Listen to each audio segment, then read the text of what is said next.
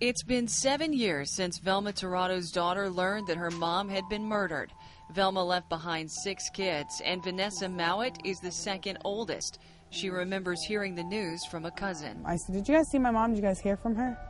And then she looked and she said, "No, we didn't hear from her." And I said, "What do you mean?" And she just looked at me and she started crying. And I said, "What's wrong with you?" She said, "Auntie Velma's dead." And I just looked and I couldn't breathe. It all started in the early morning hours of August 27, 2006.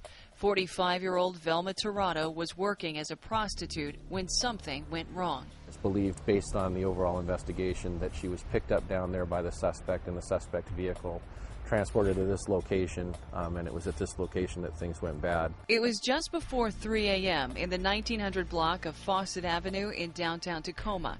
2 witnesses parked nearby saw the horror unfold. The victim was in the vehicle, as was the suspect. There was some type of a struggle that took place in the vehicle, and as the victim was attempting to exit the vehicle, the first shot was fired. That shot hit Velma and blew out the passenger side window. The suspect then fired a second round, and Velma fell out of the truck and hit the ground. It was after the suspect vehicle had fled that the victim was able to get up and travel a short distance northbound, basically about 4 cars up, just to the other side of that telephone pole. And that's where she went down, and that was where she died. According to witnesses, the suspect was driving a dark-colored, beater-style 80s or 90s truck like this one.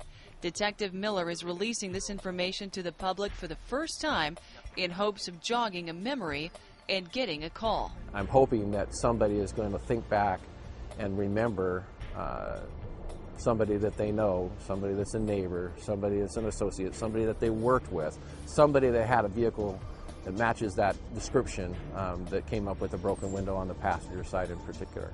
We just want to know who did it and why.